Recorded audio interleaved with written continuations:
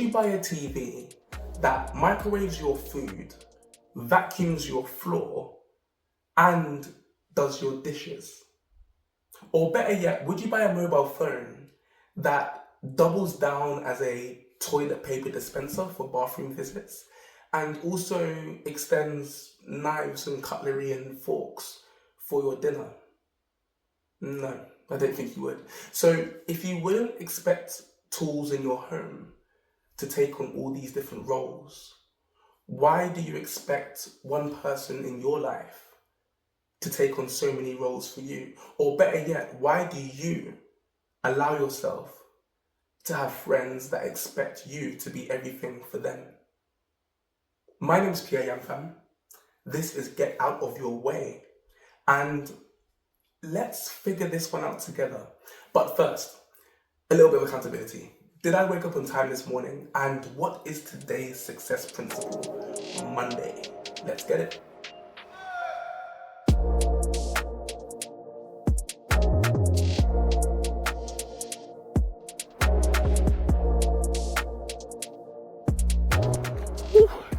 Success principle number 5. Day 6. Oh my gosh.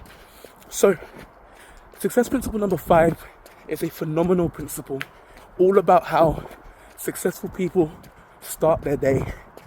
They get up in the morning, they get going, and they work on themselves before they work on their business or their vision or their dream or whatever it is they're building.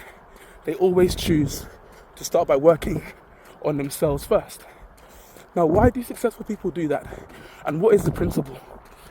Well, successful people understand that every decision that they make, everything that they do, every move that they make, every place that they go, every single thing that happens in their life happens from the mind first. Meaning, if I want to make great decisions, I have to have a great mind. If I want to make the best decisions, I have to have the best brain. And cultivating the best brain requires you to work on your brain and work on your mind to develop a strong mindset that can make the best decisions. And so, where you are now in your life is a direct representation of your brain and your mind. There's no other way. The way you are now, the way your life is, the way your life is panning out is a direct representation of how strong your mind is and how much work you've put in to cultivate the brain. And so that's the reason why it's Monday morning. The time is not sure if you can see that, but the time is 5:56, and I'm doing my Monday morning 2-mile run. I'm doing my Monday morning 2-mile run because you need to get the body moving. You need to get the blood flowing to the brain. And I start every single day, Monday to Friday. I do a workout every morning because that's the physical part of cultivating the brain and the mind. Do I like running? Frick, not really. But I do it anyway, which was success principle from the other day, where successful people do things that they don't want to do, but they get it done anyway because they know that's what's needed. So, success principle number 5 is work on yourself before you work on your business. Work on yourself before you start your day. If you do that, you will have a much better life, a much more successful life in whatever it is you're trying to achieve. Start by working on yourself. That could be your workout, that could be your meditation, visualization, that could be your reading, your Spanish lessons, or Duolingo, whatever it is that you do. That could be your brain games. Work on yourself first. My morning routine is 4 hours. I wake up at 4:30. I start work at 8:30 a.m. For the first 4 hours of every day, I'm working on myself, building myself, building my character, my mind, my focus,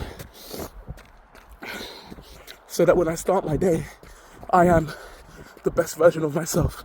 That is how I'm successful, and that is how I achieve the things I achieve.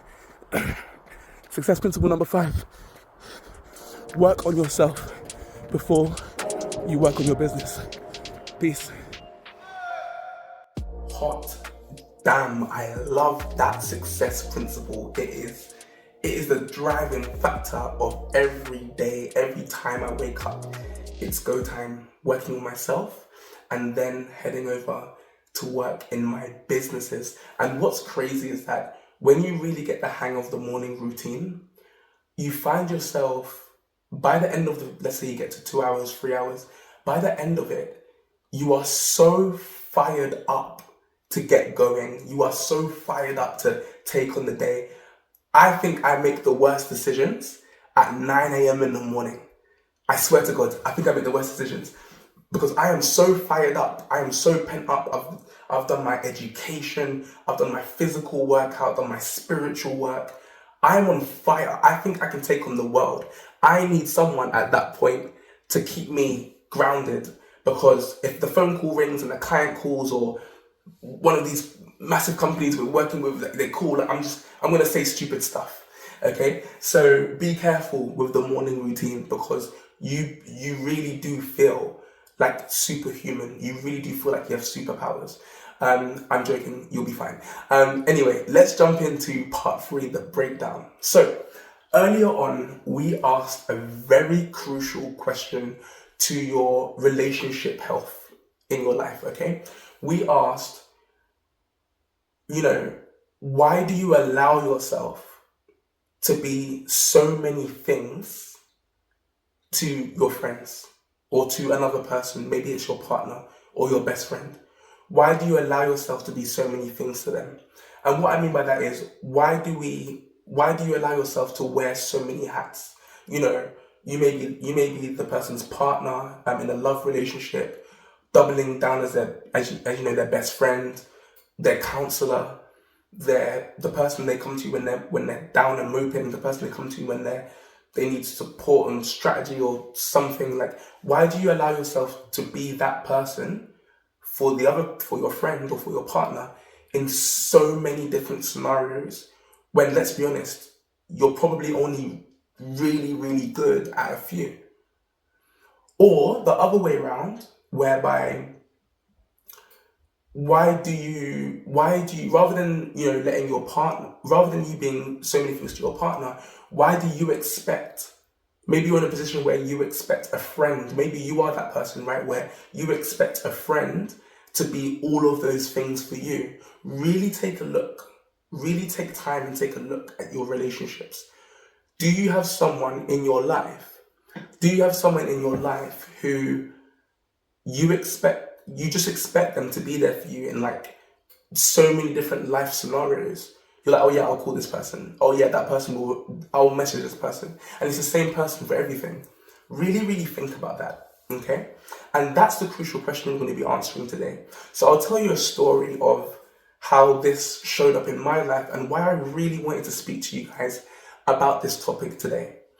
So again, I was in a mastermind. Okay, in my last video, I explained what a mastermind is. You can Google it, but essentially, it's a group of elite individuals who want to become, want to extend their success and grow their success. And so they come together to share success principles and ideas so they can all level up, right? And they can they can share their problems, and the other members of the mastermind can help solve problems and all that stuff. So just imagine a group of successful individuals coming together to become even more successful and share principles and learn and grow. That's what a mastermind is. But Google it and you'll get more a more broader understanding. So I'm in a mastermind, and the mastermind was running quite late. So we started at around like 6 p.m. or 5 p.m., which isn't wise. It's better to do it throughout the day. But this one started late. So we knew we were going to go late. We knew we were going to go into the early hours of the morning, 4 a.m., 5 a.m. We knew it was going to be a long session. So at around 1 a.m., 2 a.m. We're going really deep now. Like we're really in the mastermind. Things are deep. We're picking things apart, pulling things together, stitching things back, re-understanding the way the world works. The mastermind is going incredibly well, right? It's a really high quality time in the mastermind. So we're all in flow, and one of us made a suggestion to go and get coffee. So we top up for the next 5 hours or so. So one of the masterminders went to the bathroom. Okay, they went to the toilet, and I went and got my coffee. And me and this other masterminder, we're quite close. We're very close, right? So I went to get the coffee and my coffee, and I measured out my coffee. Measured out my spoons that I know I need to keep going and perform at the highest level. That I can do under these circumstances with the coffee and all this stuff. So I measured everything out, my brown sugar, everything, and then I returned back to the table where we're masterminding. I sit down at the table, so I've got a jug, right? So I like to have my coffee in a jug. Not that I'm putting in loads of coffee. It's just one spoon of coffee, but I tend to like quite a bit of water with my coffee. So I have it in a jug, and I pour it into my cup and I drink. So I've got my jug and I've got my cup and my cup, and I'm sitting down, and my mastermind friend, he comes back from the bathroom, and he knows that we've gone to go get coffee. So I just expected him to walk to the kitchen and get his coffee and then come and join us because he was in the bathroom. But instead, he already had a cup for like some water or whatever he had before. So instead of going to get his own coffee, he sat down back in his seat and he went to go grab my jug. I looked at that guy, I looked at him and I said to him, "Sorry, bud, like, what are you doing?" And he was like, "Oh, I'm just grabbing some of your coffee." And I was like, "No, you're not." I was like, "What?" I was like, "That's my coffee for the mastermind. Like, there's like infinite amounts of coffee just behind us in the kitchen. It's like literally right there. Like, what are you doing?" Like, I measured that coffee, so I have enough energy and fuel for the mastermind. Like, what are you doing, right? And he goes, "Oh, but just share the coffee. Like, it's not that big a deal. Like, just share the coffee or whatever." And I said to the guy, "Look, I've measured out this coffee, so I know I've got enough energy to show up and deliver and be the best version of myself for you guys, for this mastermind. If you take some of that coffee, you are depleting my energy stores, and you are doing harm to the mastermind. You're not benefiting us in this case, right?" No word of a lie, we ended up having a full-on argument about exactly what we're speaking about today, which is the relationships and wearing different hats. My mastermind friend turns around to me and his argument was, "But we're friends. Why wouldn't you share your coffee with me?" My argument to him is, we're friends. I want what's best for you. So I need this coffee so I can be on my best form and deliver value in this mastermind because you're my friend, right? And so what ended up happening is we ended up having a full-on argument. Eventually we resolved the argument and he came round to seeing my point of view.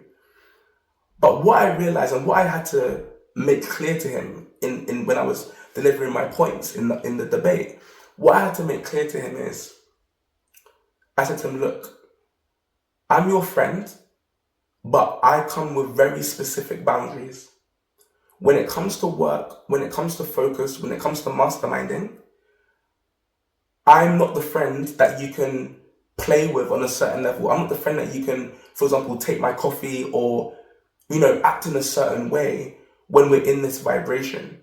Do not expect me to entertain that kind of behavior, because that's not my nature. That's not why I'm here. That's not how I want to serve you as a friend." So, he made the comment of like, I can't play video games with you. And I was like, "No, I will never play a video game with you ever." Right? That's not how I serve you as a friend. The way that I serve you as a friend is being there for you when you're in trouble, right?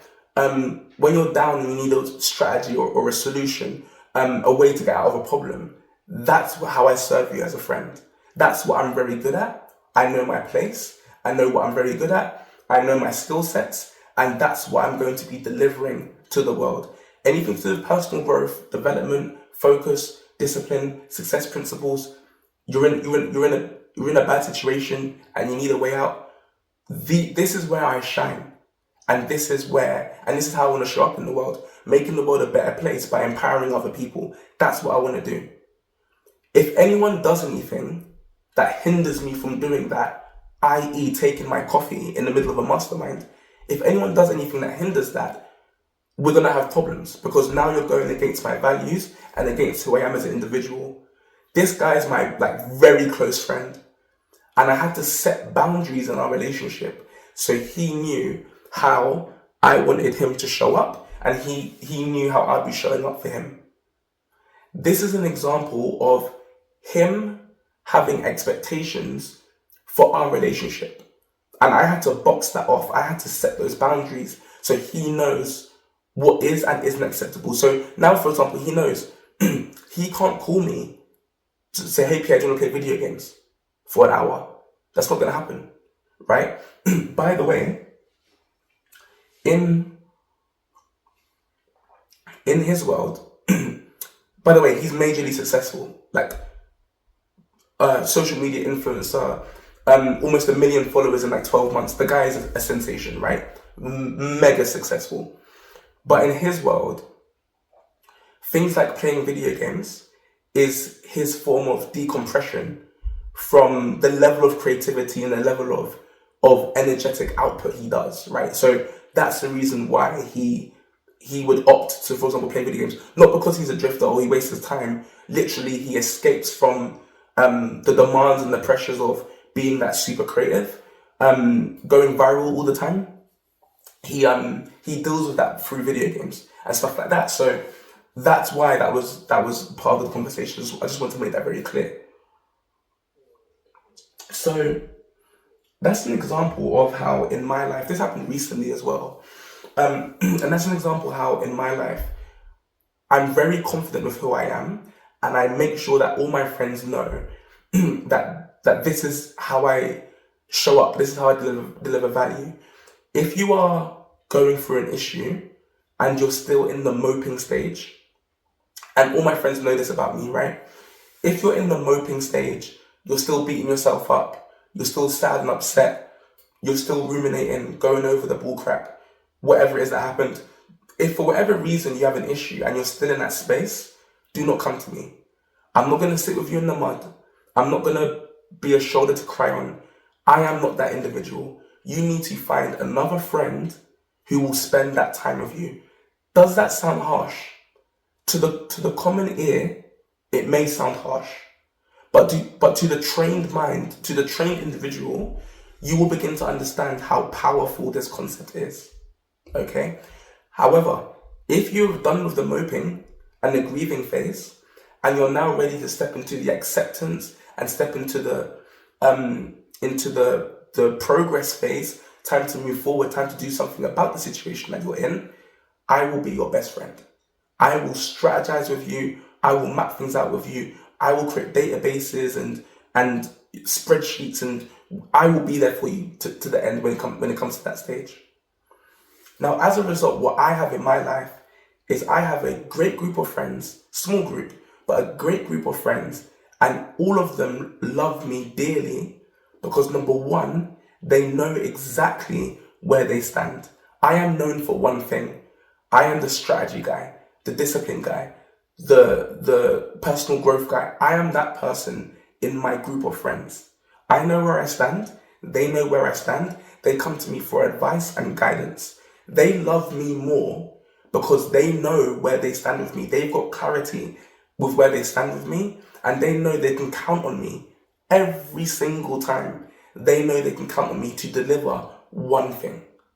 Well, a couple things, but all within that world. They know that I come with this package of delivering these specific concepts. Better yet, they know that I come with not delivering all the other stuff that other people are really good at. So Know who you are, know what your traits are, what your skill sets are, and stop trying to be everything to everyone. You end up consuming a lot of energy. You end up being, you know, tiring yourself out, being someone's best friend and counselor and partner and, you know, the person who they mope around with, the person who they jump for joy with. It's very draining. And to go one layer deeper, you need to really get out of your own way with this one, right? Really think about why you're trying to be why you positioned yourself to be all those things for that one person. Or if you're putting yourself on someone else, why have you positioned that person to be all those things for you? Okay? And we can't go too deep into it because we've only got 20 minutes in 15, 20 minutes in this section. But essentially, it's ego based. That's the reason why you're trying to be all these things for someone else. Do less rather than doing so much. And it's ego based. And when I say ego based, what I mean is you think you're being more valuable by being all these things to this other person. Rather than cutting down and being a few really good things to this person, you're trying to be a lot of things. And that's because you're trying to seek value in yourself by putting yourself out there in all these different ways. You're seeking to be valued. This is your ego seeking to be valued. When you're confident in yourself and you're confident with who you are, and I haven't mastered my ego. I still have ego. I probably always will have ego. But when you've begun to master your ego, you have no problem with relinquishing all of these titles, relinquishing all of these hats, these hats that you're wearing for all your friends, and you just select one or two. These are the one or two things that I'm really, really good at. And this is where I'm really valuable. I don't need to be all these other things. There are other people who are way better than me at being those things. Okay? And by the way, this is how things used to be, right? So back in the day, in tribal times and back in those times, thousands of years ago, in a community, in a tribe, you would never dream of going to one person for all of your life's events. You would have one friend that you speak to about girls and about sex and all that stuff. You'd have another friend that you'd speak to about, education, or the tribe, wise guy who, he educates you guys, and, you've got things to talk about that person. Or family issues, you have someone else. Go to your doctor and speak about, whatever issues you have. You'd always have multiple people you can go to. That's why, they say it can take a village to raise a child, because, it's all about connections. It's all about having those options, right? And so this is what's super, super important. We used to have that, and now we don't, right? I don't even know, right now I'm here in my apartment. I do not know the names of my next door neighbors. Shoot me down, I know it's crazy, but I don't know the names of my neighbors. 1,000 years ago, 100, even 200 years ago, that's not possible. I would know the names of everyone in my street, right? And I'd form relationships with them as well. And so this is what I want you to consider for this breakdown, section 3. Take a look at your relationships. See where you're being too much. See where you are showing up in too many places. Set clear boundaries with those friends. Tell them, hey, look, I've realized that X, Y, and Z is the case in our relationship. I realize I'm really bad at X. I'm really bad at Y. But you see, Z, I would love to be your best friend, and I'd love to show up for you as much as I can when it comes to Z, because I'm really good at that. But X and Y, I'm not so good at that. Maybe you can look at finding, and I can help you maybe find, I think Tommy or Rob or one of my other friends, our other mutual friends, is really, really good at this. Maybe try tapping into them. I'm sure you'll find a lot of value, right? So create the boundaries with your friends. Really look deep, look at your relationships, look deep into who you are and what you're really good at, and deliver on that. Strip away the ego, strip away all of the the desires to be a lot of things to a lot of people, and you'll find yourself being loved way more by your friends and family because they know who you are, they know what you stand for, and you're really good at doing that one thing or that couple things. Awesome. Let's jump into phase 4. Section 4, blueprint. This part of the vlog is where we go through a success document that I use throughout the year to get things done and achieve big things for my life. So, what we're doing at the moment is we're going through each category of your life. So we're going through all 12 categories, and we're trying to work out what sort of goals we can set, review what goals I set, and also look at what goals we can set for each category. Remember that on Wednesday, yes, on Wednesday, maybe Tuesday, but on Wednesday, so in 2 days' time, you're going to be able to download this document direct from my YouTube channel. You're going to be able to download this document and fill it out and use it for this year, okay? And every 7 days, you'll be able to download another document and add that in for your year's progression, okay? So let's jump in and let's figure out where we left off last time, okay? Let's do the screenshot. So, we were at love life is where we finished. So for today we're doing parenting, social life, and financial life. Okay, awesome. So in parenting, I have no kids, so maybe a few of you also don't have kids, right? So you may think parenting, what the frick? Like, how is that like one of the 12 categories of life? Obviously, it may be if you want to have kids in the future, but parenting, for those of us who don't have kids, doesn't just have to be about your own children that you don't have, right? It could be about your nieces and your nephews. It can also even be about if you're looking after your own parents. So you're sort of helping them, caring for them. So parenting, try to be a little bit open-minded. If you don't have kids, do you have nephews? Do you have nieces? Are you caring for your own parents? And if none of those things are true, maybe you can look at your siblings. And if none of those are true, then skip the category for now. And see how your life progresses, and maybe this category can come back later, okay? But me on my side, I haven't seen or spent enough time with my nieces, right? So that's what we've got here. I haven't spent enough time with my nieces. This is in 2024. I haven't really focused a lot in this category for obvious reasons on my side. But I am doing life books, parenting.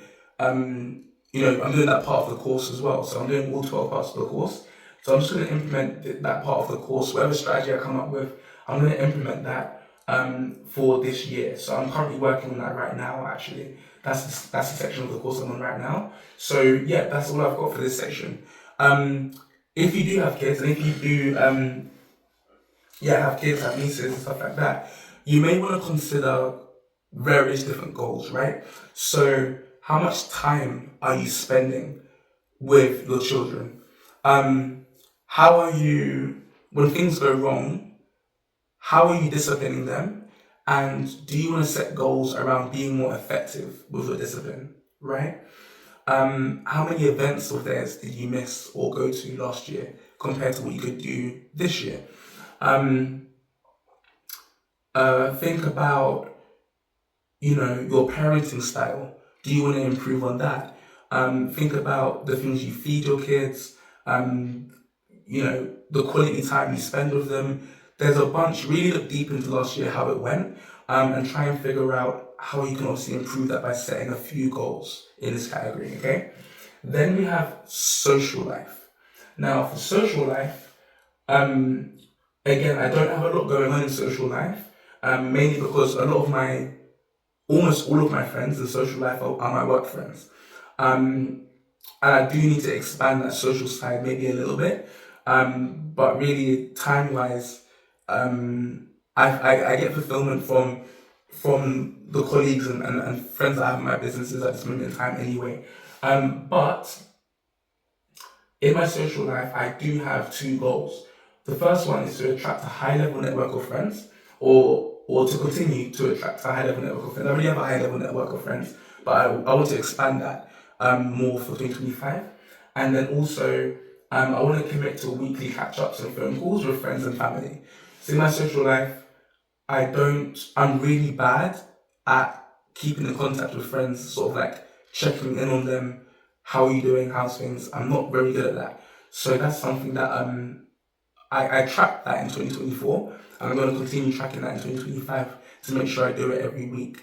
And not just do it for the sake of it, but actually start to really enjoy checking in, getting the latest update and that sort of side of things. I think that will be very beneficial for my relationships and how close I am to my friends and family.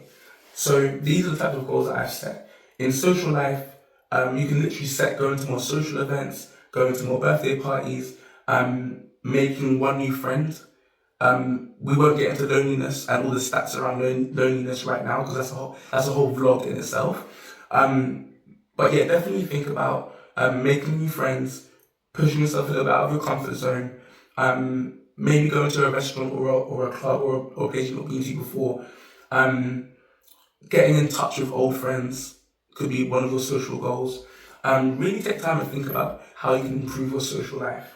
These are sorts of things you can put here. And then lastly, we have financial life. So in financial life, I'm trying to increase my income streams, right? So I wanna increase my income streams, have more of them, and solidify them as well, right? And so that's why I've got income stream goals here. Then I also have how much savings I want to have by the end of the year. So I think this number, I was a little bit conservative. I think I will go past this number this year. But essentially, I've put it, something that maybe a little bit conservative, but I'm happy and comfortable enough to have it here to save 10k by the end of the year and then make sure that I'm saving 10% of my income every single month.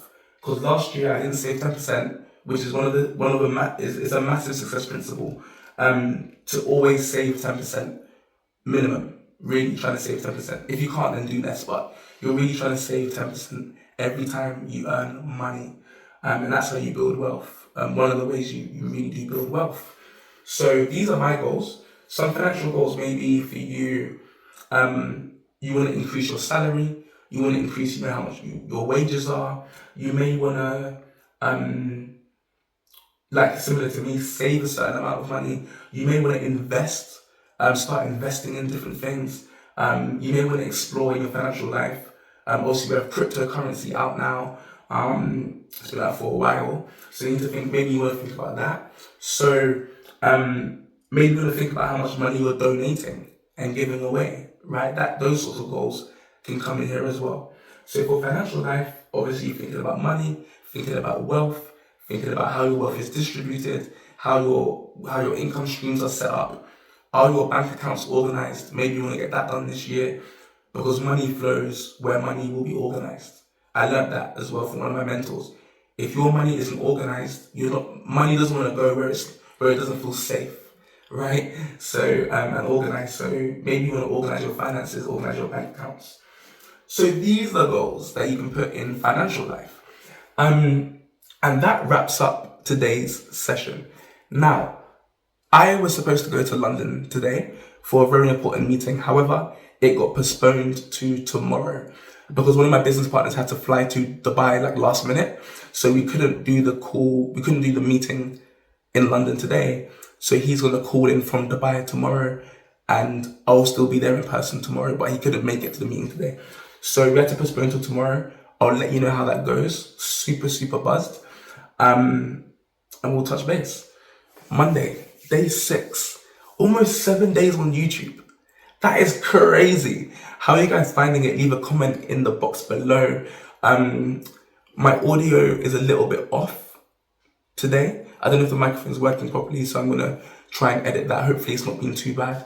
And I really do think we figured this one out together. My name's Pierre. I'm fam to just get out of your way, and I will catch you tomorrow. Peace.